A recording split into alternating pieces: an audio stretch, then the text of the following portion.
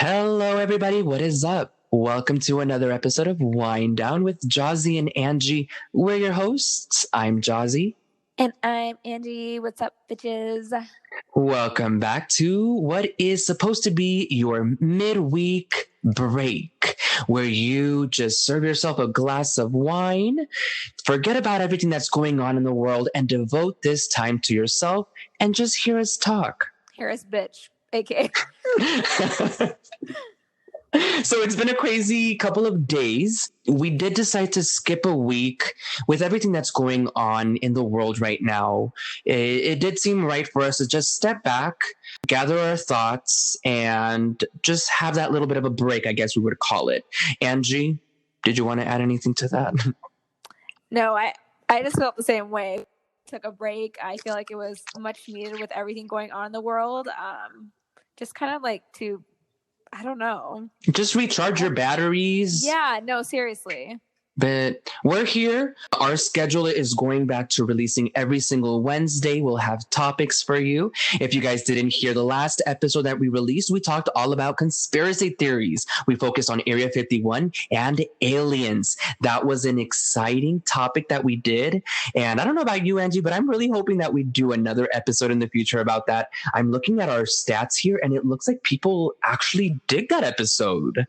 No, I'm actually really wanting to do something about mermaids, and I'm kind of interested about the lizard people. I've never heard of that, so I think we definitely need to do something on like some type of weird conspiracy animals. Oh, definitely. So everybody stay tuned for that one, mermaids and lizard people. And Bigfoot. So with all that time that we've taken apart, Angie, anything interesting and exciting you maybe want to talk about? I mean, my life is just so crazy. No, I'm just kidding. No, mainly the only really thing that has changed is that I told you that I'm getting my own property, right? Yes, congratulations on that. Thanks. I am so scared, but I did get the closing date because our owners are going to be closing on July 10th. So that is when I'll be at my new property today. Actually, me and Eddie drove by my new property. It is so, like, literally so hidden. It's actually closer to my house than my property that I'm at now. Okay. But, it's like as far as you can get up towards like Summerlin, I guess, right before Summerlin. Summerlin like area. Yeah, Summerlin area. But it's like literally I'm telling you, you're right next to a mountain. Like if I'm like my property's right there, and then like the next street over is a mountain. That's nice. Which is pretty cool, but I mean, it's like literally hidden, so I'm hoping that it'll be kind of quiet.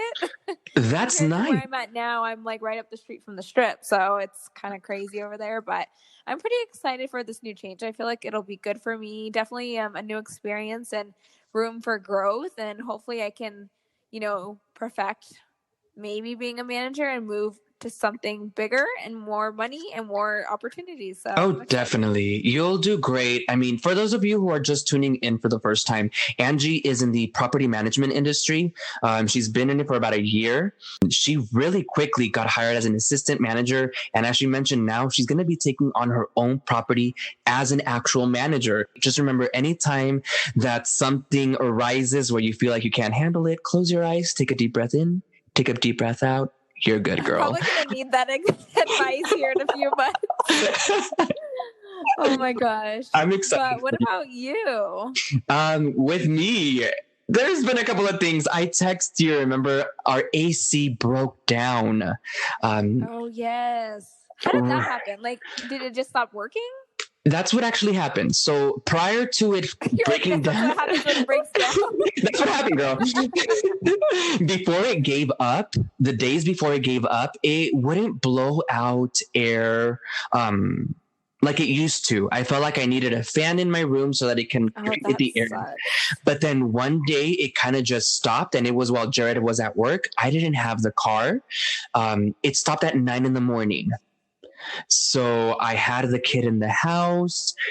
Pretty much what we did was we packed up, and once Jared got home at 6 p.m., we drove straight to my parents' house, and we had to stay there for, I want to say, 3 nights. But what was the issue? Because I know you just didn't you get a brand new one that cost you so much money? Just last year. So then what was the issue? So you know how we have the Nest thermostat? Oh, yes. So a little bit of a backstory. Jared and I love converting our home into a smart home. So we have the smart light bulbs. We've got the smart lock door. And another thing that we had was the smart Nest thermostat. I guess we didn't have it hooked on properly, and it ended up messing up one of our breakers, which then caused what was it called? A transmitter. I think it's called a transmitter. It broke a transmitter, and we had the option of either claiming it under the warranty or going out and purchasing the piece, which ended up being $15 and just having it changed. We went with option B. We had somebody come out and do it for us. And now instead of a Nest thermostat, we have a regular, old home one. I don't want to say old home. We have a regular one, and it's blowing out cool air now, and we're good. We're enjoying the cool air. But girl. So they didn't have to do anything with your AC. It was just something that was a fuse with the thermostat, that they had to fix the thermostat, right? So it looked like it was all three issues. The thermostat caused the breaker to kind of explode, and the breaker caused the transmitter to fry out or something. Oh my God. So we switched out the thermostat.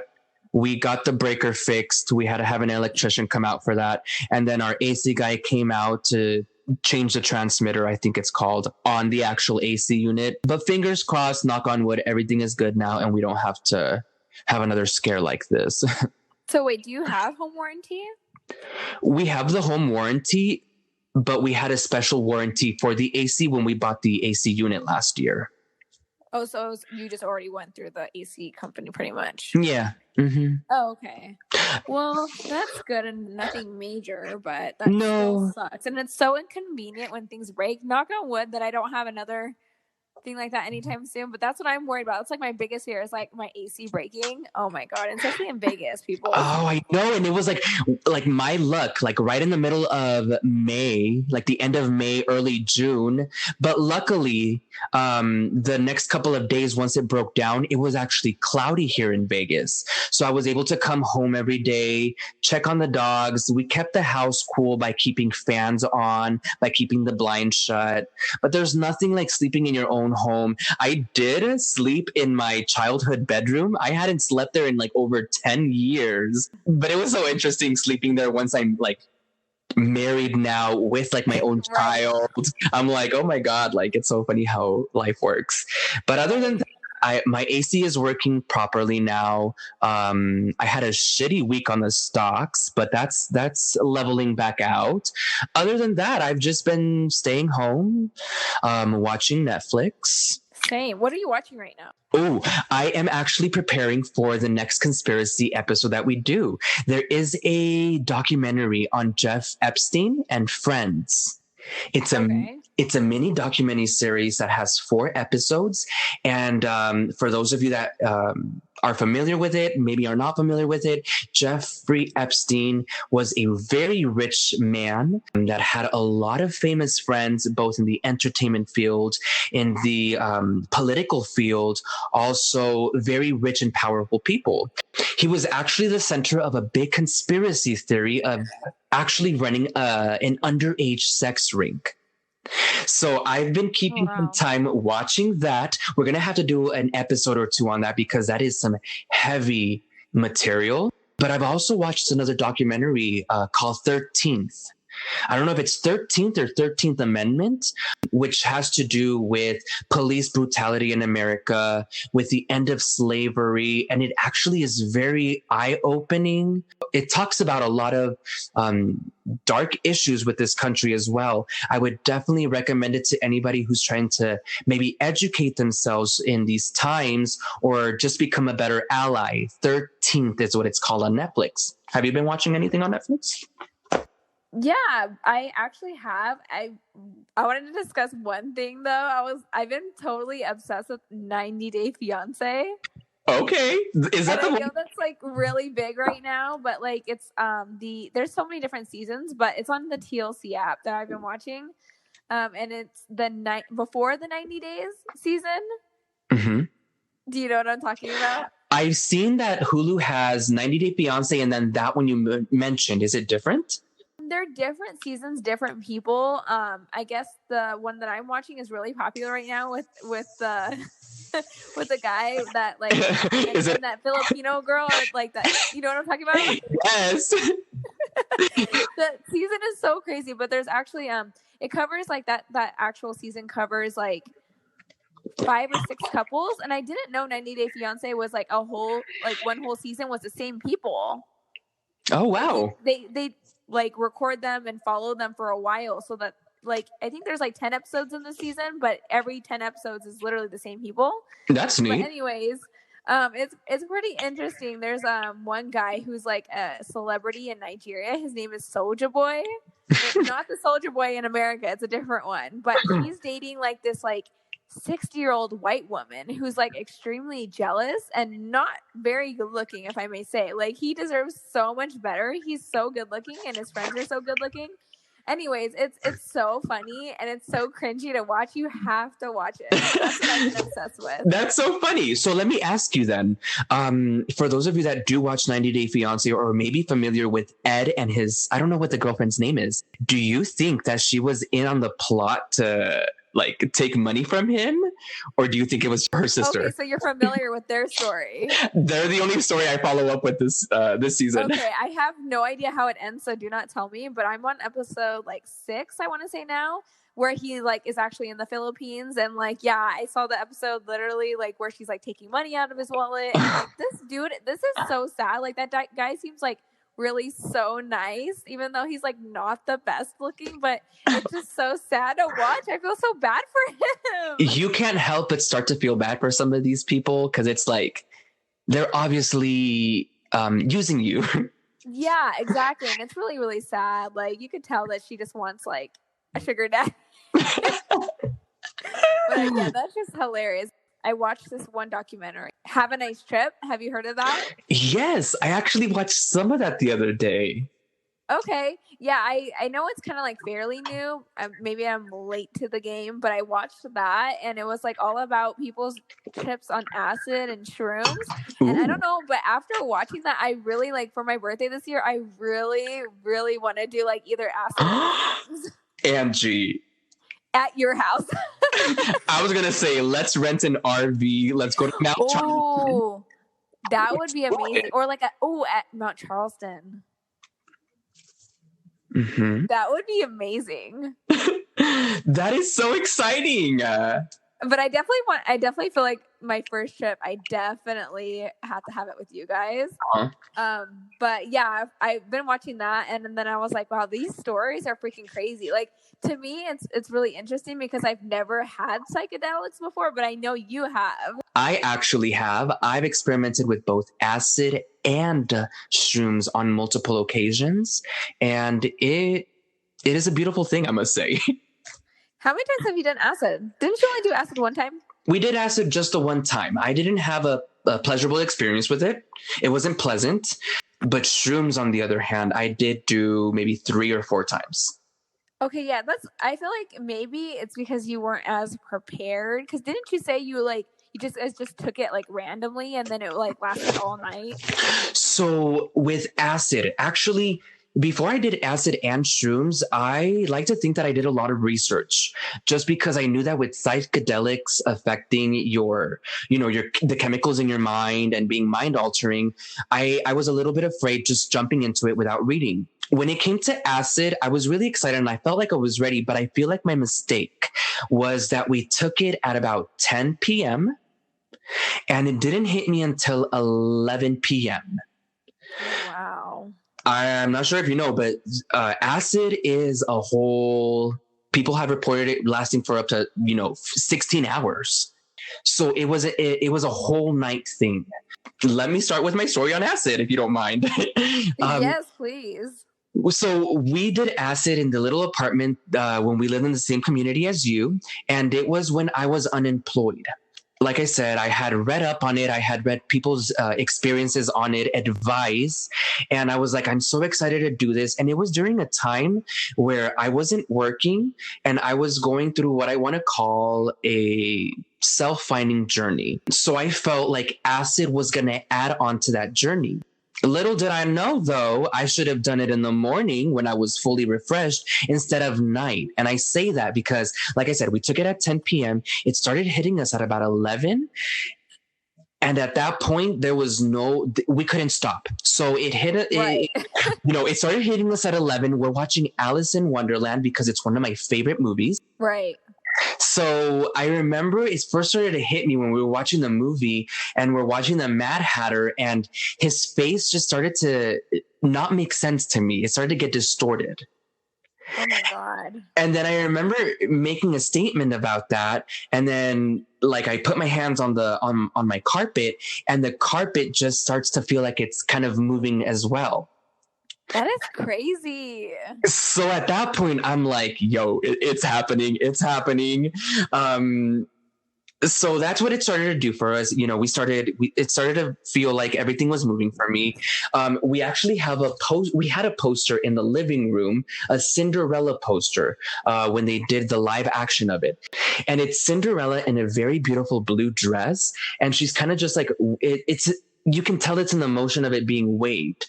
While I was tripping on acid, I like could see that dress and the layers just like swaying. And it was like, I was so mesmerized by it. Was Jared seeing the same things as you, or were you guys kind of like just off in your own days, or what? I want to say we were kind of having a similar trip because he would point stuff out and I would either see it as well, or maybe I made myself see it too.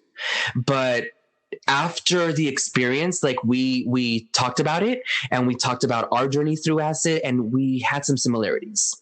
So, 12 a.m. comes along, 1 a.m. comes along, we're tripping on acid. At this point now, we're outside in our patio listening to Pink Floyd.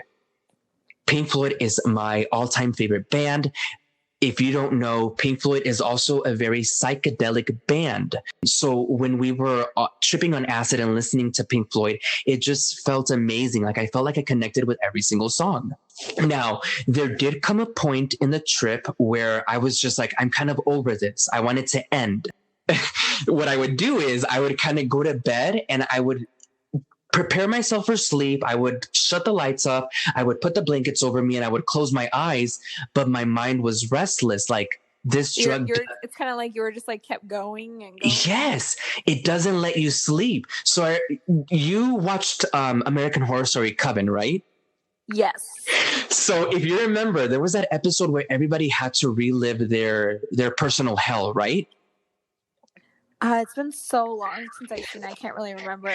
There was a part that they were being tested in which they each went to their own personal hell, and it was up to them to come out of that hell and come back to the reality that they're living in, which was their human form. I felt like I kept living like that hell because I couldn't go to sleep. So just thinking about that while I was on acid, it kind of made the trip a little bit negative because I started to feel a little bit paranoid. I started to freak out a little bit. Like I can't just like wash this off. I can't just like stop this. Right.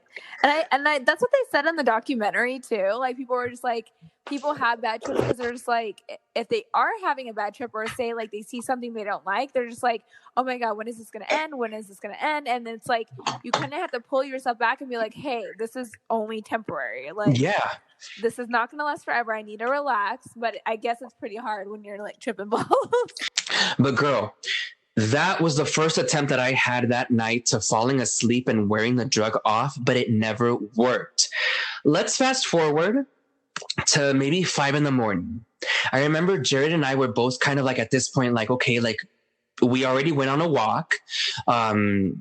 We've listened to music. We watched a movie and it tripped us out. Like, what else do we do? It's 5 a.m.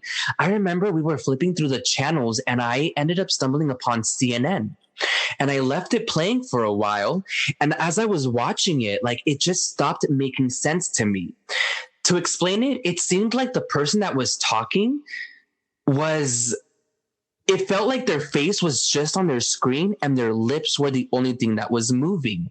So I remember in my mind, the way that I translated it was like somebody's lip syncing, like the news isn't real? The news, is that real? It's like they're feeding us like fake shit. It's a robot. So I remember that thought going through my mind for a little bit as I was tripping. But overall, the experience with acid, it was interesting. It was very long. I think at about 6 a.m, 7 a.m, we both finally went into our spare bedroom. We laid down with the blinds closed and everything.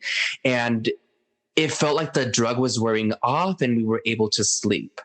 I think we woke up at about 12, 1 o'clock. That day after. We went to get pancakes at IHOP, and that was our acid trip. Is it a bad come down? I remember being a little shaky. I didn't throw up. I wasn't sick. I don't think it was terrible. The only thing I remember from that come down was being shaky. Okay. Probably because you hadn't eaten either, so. Yeah. Oh my goodness. Okay, but what about shrooms? Shrooms. I love shrooms. But I heard people have mixed emotions about both. So I've heard people say that they love acid, but like don't really like shrooms, and then vice versa, where they love shrooms and not acid. So like, it's very weird because they're very similar, right? They're very similar, but I can see how people might have like mixed emotion towards them. And honestly, thinking about it now, maybe if I hadn't done acid at 10, 11 p.m. after having a whole day of doing stuff, maybe I would have enjoyed it more. Do you think you would have enjoyed it more if you had like a group of friends or like some friends over, or maybe kind of like a little group thing? I don't know, because I did enjoy shrooms with just Jared and I. So I honestly think that maybe if I did acid again, just maybe under different circumstances, did it in, maybe in the morning to last throughout the whole day instead of at night when I'm supposed to be asleep, maybe I would have enjoyed it more. So if we do end up planning something, maybe I will try acid in the daytime. But I personally enjoyed shrooms just because the trip it didn't seem so intense. It wasn't a 12, 16-hour type of thing. It was more of a 4 to 6 hour trip. See, that's what I would like. So with shrooms, again, I was under the same mentality. I was looking for, I guess I'm going to call it a spiritual journey, because from all of the reading that I did, if you do it when you are completely zenned out, when you are in the right state of mind, under the right environment, it can be an uplifting and even a cathartic experience. So I think maybe having that first positive experience with shrooms, it just set me to just fuck with shrooms. The first time we had shrooms, I want to say we were celebrating something. I think I had just gotten a job offer. So I was like, let's celebrate with shrooms. Again, I had just read on the experience and what people thought about it. And this one was very similar. We ended up buying an eighth of shrooms. So the difference between taking acid and taking shrooms is big. Taking acid, it's a little tab and you put it in your mouth, in your tongue, and it actually just dissolves. With mushrooms, you actually eat the dried up plant, the dried up mushroom. Depending on how much you eat will depend on how your trip is, how intense it is. Yeah, and how do you know how much to take? So that's the thing. If you've never done it before, and if you're doing it with somebody, like my first experience was, I would suggest taking an eighth and splitting that in half. You take half of an eighth and the other person takes half of the eighth. If you're doing it by yourself, I would say follow the same exact thing that I just said. Take the first eighth, the first part of the eighth first. If you don't feel anything after an hour and a half, maybe take the second part of that eighth. But that's what we did. Why would you want to do it by yourself? That just sounds so scary. You know what, though? That's what I thought, too. Like, why would I want to do it by myself? Like, if I have a bad trip, I want somebody to kind of like calm me down, or to have somebody there to like, I don't know. Be a support, I guess. Yeah, or maybe just be a witness. But after doing it the second and third time, I am not opposed to actually trying it by myself. Again, I think it might be a spiritual type of effect that I am looking for. Funny how you mentioned that. Like, why would you want to do it by yourself? Because I actually thought the exact same thing, but now I'm more open towards maybe one day doing it by myself. Yeah, that's scary. With shrooms, it kind of has the same effects. It is mind altering, so you do see things, that maybe aren't there, or you see things that are moving around, or you might smell colors and taste numbers. I don't know. Oh my God, that is so crazy. Now, every experience that I've had with shrooms is positive, but I'm going to talk about the last experience that we had with shrooms, which was maybe about a year ago. After that experience, I do know that maybe I have to take my own eighth now instead of splitting an eighth. Maybe my tolerance with shrooms has grown a little bit, but I did notice that the effects weren't as strong. Okay. Or maybe it was a bad batch. Maybe. You can have bad batches. I don't know with shrooms. I don't know. One thing that does stand out to me is we listened to Pink Floyd again. We have a record player, and for Christmas, Jarrett bought me the Dark Side of the Moon vinyl, which is one of my all-time favorite albums. If you haven't listened to it and you're a hard time stoner, first of all, what the fuck? And second of all, go on Spotify, Apple Music, and listen to it. It is such a masterpiece. But I remember listening to that album from start to finish this last time that we were on shrooms, and I felt so connected to everything. Like it just kind of made me realize my place on this earth. And there is this song in the album that just has vocals from this woman just like crying in agony, it sounds like. And I remember that song, it touched me and it brought me to tears. Like I was crying throughout the entire song and through the rest of that album. Funny.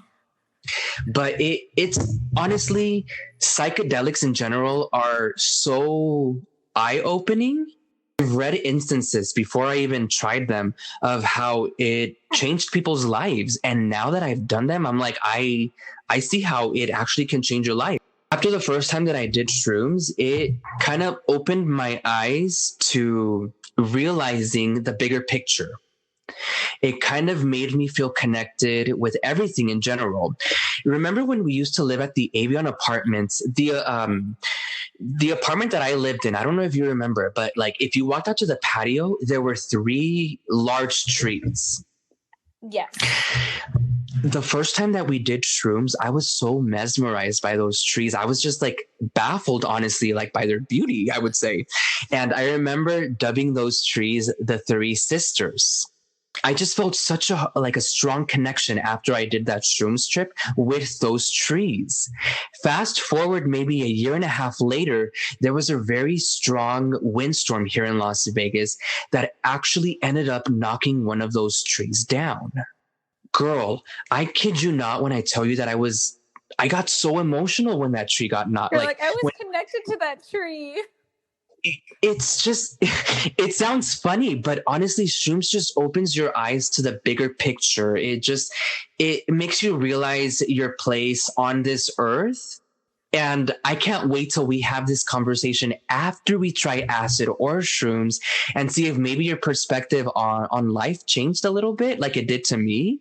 But shrooms. I'm excited. I really want to try shrooms with you guys. Like, I wouldn't want to do it with anybody else. Like, just a very small group with people I trust. Mm-hmm. I think it would be so much fun. Oh, definitely. And if we do end up planning something for your birthday, which I'm already thinking about now, it is going to be something that I would advise you and anybody else that may be interested in trying psychedelics or harder drugs. Or not even don't take this episode as us like pushing drugs on you guys. It's just us sharing our experience and kind of like giving you kind of like, I guess like an educational type of feel. If you did want to try. Oh yeah, definitely. Because I know when I first tried it, my first reaction was look up what this drug can do to you, how you can react, how long the effects are for. So if anything, like you just said, take it as informative. We're not pushing drugs down your throat. We're not saying, hey kid, wanna buy an eighth of shrooms? You want to try this marijuana? Marijuana? No. But if you've maybe been on the fence about trying psychedelics and you've been researching and you clicked on this episode because the title was enticing to you, maybe one of the things that I can leave you with is definitely do a lot of research. See what the ups and downs can be, and B, what I'm advising you is maybe take 3 or 4 days before your trip to get into the right state of mind. For me, that was doing yoga every day, and that was meditating. Because I felt like when I did have that trip, I was more in control. My mind was still more in control. It was ready. Yeah. You have to go into stuff like that. I mean, in anything with a positive mindset. Because if you're just a negative person, or if you're going through some shit, something like that where it controls your brain is not good. Oh yeah. It's going to be an unpleasant trip if you go in it like that. So, and being around the same thing for being around the people you are. Like if you are trying to have an experience, a positive experience, and you're around something that's just negative, that shit is gonna tear you down for sure. Yeah. So definitely be in the right state of mind when you're gonna take these harder drugs, just because it can definitely do or break it for you. I feel like if I wouldn't have been in that state of mind, I would have been more inclined to freak out when I was on acid. And I was like, why isn't this wearing off? Like I could have focused more on the negative, like you said. Yeah. But since I was a little bit more prepared, I was like, you know what? This too shall pass. Yeah. Well, speaking of drugs, and I just think it's funny how you just go from weed to acid and shrooms, but I have actually done, things like that you haven't, which is like Molly, ecstasy, which is so funny because usually people start off with those opposed to acid and shrooms. And I'm not going to lie, girl, I'm actually a little bit nervous about trying Molly and acid, especially with the days leading up to EDC. I was like, ooh, like I'm a little bit nervous. Do you think you're nervous because you'd be in around a crowd instead of at home trying for the first time? Was that your nerves? I think just with it being new, every time that I do shrooms again, I still get a little bit nervous in my mind. I still get a little bit paranoid, and it's sometimes like that nervous gut feeling. Yeah, like I remember one time I even talked myself out of it and was like, "It's okay, you'll just do it later." So I think with this one, since I haven't done it before, and since it's more of a party drug, I'm a little bit nervous. That is so funny. I remember the first time just kind of going back a little bit. It's so funny because you were such a late bloomer and now you're just so open to everything. When I first smoked weed, I was 16. And I just remember the only reason why I had even tried weed was because of this boy that I liked. He smoked a lot of weed. And Okay. I was like, oh, I want to impress him, so I'm going to smoke weed too. And at the time, my friend, she was actually a really big pothead. And I was like, I think I want to try weed. And she's like, oh my God, we're going to do that this weekend. Let's do it. It's funny thinking back to like my innocent days, but now I'm over here like doing other shit. Right? It's kind of like in Dare when like you're in school and you're like, I would never. And then now you're like, give me all the drugs. Girl, the other day we were looking through Jared's box, and that's funny that you mentioned that. We were looking through his box of memories from, his childhood, and he pulls out his Dare graduation card. That is so funny. I know. I was at the stores a couple weeks ago, and there was like a Dare booth outside of Marshall's, and I was like, what the hell? Like, a Dare? So random. A Dare booth? Yeah, like a Dare booth, like that was set up outside of in a parking lot with a bunch of stores that were in there. Like it was just, I think it was actually outside of a Staples. It was like a Dare booth with some guy passing out flyers. I'm like, okay, this is so random. Like, I've never seen one of those. What the hell? Right? Oh my God. But anyways, the first time, like I've done obviously weed, I've done quite a few things, but mainly the one that I know you've been wanting to try is Molly. The first time I ever took it, I was actually at what was the first time I ever had it? I'm trying to think. I think I was at a park. Okay. Yes, I think that's exactly what happened. It was me and our friend David. We were friends with a couple people, and they're like, hey, you know, we're going to go to the park and we're going to take some ecstasy. And I was like, really? And then they're like, yeah, you should join, you know. And at the time, I guess she was going, this girl that I used to hang out with, she was like, I'm going to be the only girl. You should come. Please, like, don't leave me hanging. And I was like, okay. So I invited David. And I just remember, like, taking the ecstasy, and I just remember, like, having to shit so bad. Wow. I had to go to the bathroom so bad. And obviously, everyone knows at the park, you don't want to go take a shit in the park, like, at the public bathrooms. 1. 2, it was night already. It was pitch black outside. Oh. Like, I don't want to go in those bathrooms, so I made David drive me to a McDonald's, like, McDonald's on Hollywood and Lake I was like, I really have to go to the bathroom. And I just remember fucking shitting, like, literally so bad. And then after I was done, it hit me, dude. It hit me so hard. And then I got out of the bathroom and David's like, you good? It's hitting me. And I'm like, dude, it's hitting me. And we were just like, oh shit, we need to get back to the park. So we fucking drove back and, like, just rolling around the grass. Like, pretty much for those who have not tried ecstasy, they're like pressed pills, and every pill has like something different. So it's like a Mitsubishi sign on there, or a PlayStation, or like a pony, or what? different. Yeah, so there's different pressed pills, and every single pressed pill is different. So like you might have like a Chanel pressed pill, and that one is based with, and it sounds so bad to say, but like they're laced with something. So whether it being speed or coke or whatever. So it's like MDMA mixed with something else. Oh, I didn't know that. Yeah. So like mainly, like, it sounds so bad to say, but like you never, like, it's very important to like test the pills or get them from somebody that you trust, because like ecstasy is mixed with other things. So it's like, for me, for example, I've had accidentally meth based pills, and that was like the worst trip of my entire life. What the fuck? They do it with meth too? Yeah, they'll mix it with anything. Like, so some of them are speed, some of them are coke, some of them are meth. I don't think I don't think heroin, but like, yeah. Oh my gosh.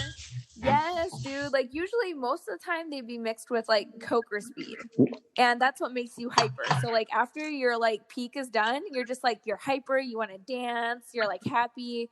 But like I had tried accidentally meth based ones one time, and I just remember because like at the time, like it was really, really popular to have pressed pills, and we would go on this website called pillreports.com, and we would like look at the reviews in Las Vegas area or California, because that's obviously on the West Coast, and we know they're probably the same type of pill.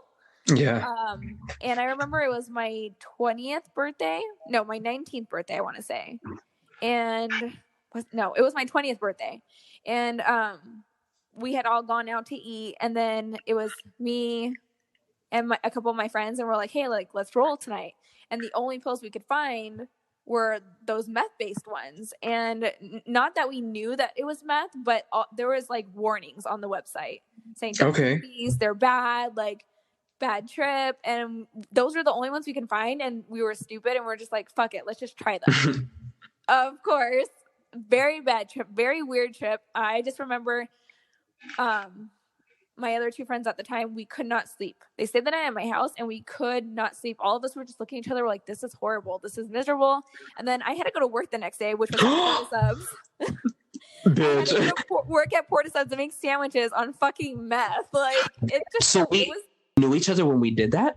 Yes! I was about to ask, why didn't you invite me? But reflecting on it now, I'm glad you didn't invite me back then. Girl, you didn't even drink back then. Yeah, never mind. But oh my God. Yeah, it was really bad. And I just remember looking at my coworker and I was like, I have to go home. Like, I cannot stay here. And I even told her straight up, I was like, I am tripping bad and I haven't slept and I feel so sick. And she's like, oh yeah, just go home. So I drove home and I just remember like my mom was home and she was like, are you okay? You don't look so good. And I was like, no, I don't feel very good. And I went and laid on her bed and I freaking knocked out for like 6 hours, dude. I was like so freaking, I didn't even make it to my own bed. I like laid down on her bed and I knocked out. And then I woke up and I was like, she's like, are you okay? And I was like, yeah, I just wasn't feeling very well. And then I was like, oh my God. And then I texted my friends. I was like, oh my God, never again are we going to take a pill that has warning signs. Oh my gosh, that's crazy though. Like, now you did mention bad trip. Can you explain a little bit like how, like, what was it that made it a bad trip for you? Like, was it just like a gut feeling? It was like a really weird feeling. Like, so it's hard to explain a rolling, like what it feels like to roll on ecstasy or MDMA, Molly.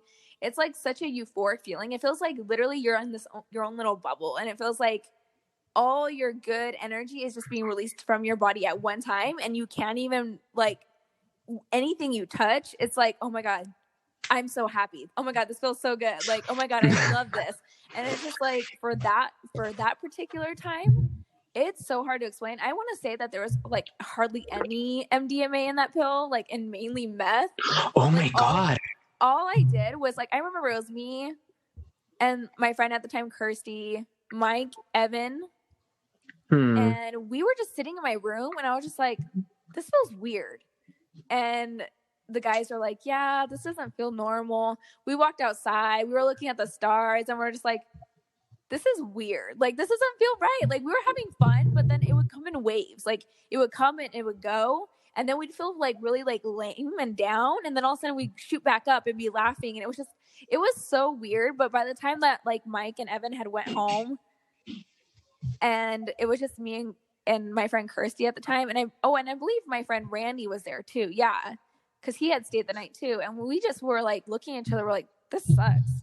Like, and none of us could go to sleep. And we're just like, yeah, that shit. We never again are we gonna fucking take warning sign pills, but it just doesn't feel good. And oh my God, luckily now, like, I mean, not that I would be opposed to doing press pills, but like a lot of times now it's always Molly, which is pure MDMA, so it's like it's more of a cleaner come down, whereas as far as press pills, it's always a shitty come down. You always have a shitty come down, you feel like crap. Whereas Molly, it's like kind of like an afterglow. Like you're kind of like feel like you're high, like on like weed or something. But then like when you wake up the next morning, you do feel like dead. Like that's the downfall of ecstasy or Molly is that like it really is releasing all your endorphins. So everything in your body is being released at once, and then you have nothing left the next day, which is super healthy, you know? Yeah. Well, hey, luckily also you're not addicted to meth. So that's a good thing. Right. That's crazy. So kids, if you're listening out there, do not take drugs that have warning signs. Right. Oh my God. Speaking just real quick on another time. Oh my God. I just remember my 21st birthday. And I don't know if I think I've told you this story before. I was at a rave in California called Nocturnal Wonderland. And it was me, my ex at the time, Evan, and my old friend Kirsty. We had popped some Molly. That's what's so funny. We popped Molly. No, but we took Molly and we were on one, like literally rolling balls. Like we couldn't even talk. We had to sit down. We couldn't even like speak. And then I remember like looking over and at raves they have what they like undercover cops that are dressed in like rave attire. And I just remember looking around and seeing these two girls dressed up in like all black rave attire, which is really weird. One. And I just have seen them going to group, asking people if they had drugs. And I looked over at my ex and I was like, that's kind of weird. And then they came over to us and then they're like, hey guys, are you guys good? And we're like, yeah. And I knew right away there was something weird going on with them. And they're like, yeah, we were just seeing if you guys had any drugs. One, why would someone say, do you have drugs? If they're specifically looking for something, they'll be like, hey, you got any extra pills or Molly? You know what I'm saying? Yeah, nobody legit just come straight forward and said, hey, you got the drugs. That's right. You got drugs? there. Do you have any extra drugs? And then my friend Evan, he was like, no, man, we just took them all. Blah, blah. I'm like, oh my God. Like, seriously, like, so paranoid right now. I'm like rolling balls. I know that these are undercover cops. Not that they can arrest us for being on drugs, but it's just like, I don't know what the fuck Evan is going to say because I know he had extra. And I was like, oh my fucking God. No, don't say anything. Don't say anything. If you said yes, if you would have said yes, we have some, could they at that point arrest you or get you in trouble? Yes, if you say, yeah, I have an extra pill, like I'll sell it to you for $20. That's selling. Oh, yeah, at that point. But it's like, it's a pretty shitty thing to like set someone up when they're not selling to begin with. Like, you know what I'm saying? Like, or when they're somewhere where they're supposed to be like, you know, positive vibes and being open with everybody, like that's kind of shit. Right. And it's just like, I know that there was undercovers there to begin with and like in general at EDC or whatever, because they're trying to make sure people are not selling in general, but just to come up to us like that, it was really, really uncomfortable. And then my friend at the time, she was like, just be careful though, because there's narcs around here. And it was just a crazy ass story. I'm like, I'm never gonna forget that. I was so terrified for my life. And then they got up and they just looked at each other like, oh, okay. And then they went to the next group to ask. And I was just like, this is so weird. Oh God. So if for you listening out there, if you're ever at a rave, if somebody comes up to you asking for drugs, say no. I took them all. Right. Oh my God. So I think after hearing your stories, I'm a little bit on the fence there, but you've talked me into it. I definitely want to try either Molly or X, as long as we can both guarantee that it's not laced with meth, please. But I'm really excited. My first time doing it was going to be at EDC this year, but unfortunately with Rona and her bitch ass, that unfortunately didn't happen. So if it does end up happening in October, you can definitely bet your bottom dollar that I'm going to do some research, and I think I'm leaning towards trying it. It's more of a party drug, but till then, I'm just going to stick to smoking my little bowls of weed and occasionally doing shrooms. Yeah, I'm excited. I think I'm going to lean towards that. Like nothing crazy for my birthday, just literally like a small little group at your house, or even going to Mount Charleston and renting a cabin and doing shrooms. I definitely want to try shrooms, so it's definitely going to happen. I want to try psychedelics at least once in my life. So I think people in general have to at least once in their lifetime, because like I said, it is a really eye-opening thing. And before we wrap up, a couple of years ago, Jared and I went to Amsterdam on vacation. And as some of you may know, Amsterdam is open policy when it comes to hard drugs like shrooms and weed. It was interesting walking down alleyways and around the city and just seeing signs that advertised for shrooms and weed and stuff like that. Shrooms especially. That's really weird. Can you imagine like being like, oh yeah, no driving while under the influence of shrooms, and then it's just like people see an elephant crossing the street or something and they're under the influence? I don't know. That sounds so scary. That would definitely screw me up. But that actually reminds me, when we were in Amsterdam, since Jared and I are potheads, we ended up buying a joint at one of the dispensaries out there. They actually call them coffee shops. And I remember we went out to explore that day and we saved a couple of joints, and we're sitting out by a beautiful park outside by the canals. And we're just enjoying the water, the ambiance. And we light up this joint. We're in the middle of this joint. And then all of a sudden we hear these horses behind us. And there's, oh my God, there's two cops in horses like strolling along right behind us, and my first instinct is to like run or to like hide the weed, but then instantly like that kind of just vanished, and I just kind of relaxed, and I was like, wait, this is legal out here. So that is so funny. What a crazy experience though, to be in Amsterdam like that.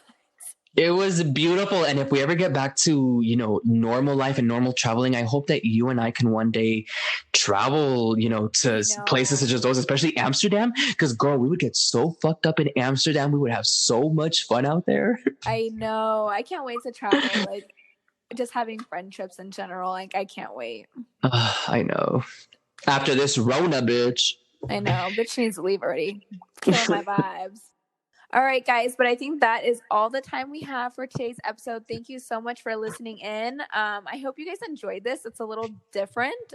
If you guys want us to cover like drunk stories or our experiences with alcohol, let us know. We can definitely do an episode on that, especially Jaasie's first times would take up a whole entire episode. But oh god, let us know if you guys want to hear something like that.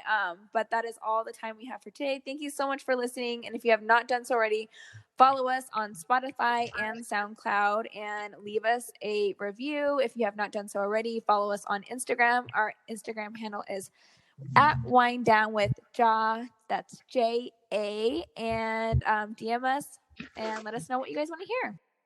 And right below, you will also find our personal handles. I want to make sure to actually post these up today. Angie, you've been doing a lot of good and hard work posting up these makeup looks. I know how difficult it can be to be consistent, so definitely make sure to check us all out. We both have individual things that we're doing, so definitely support us that way as well. But yes, and TikTok, I'm hopping on the bandwagon. Oh yes, and TikTok, we on there. Until the next one, though, be safe out there. Don't try drugs that have warning labels on them. And we'll see you on the next one. Bye, guys.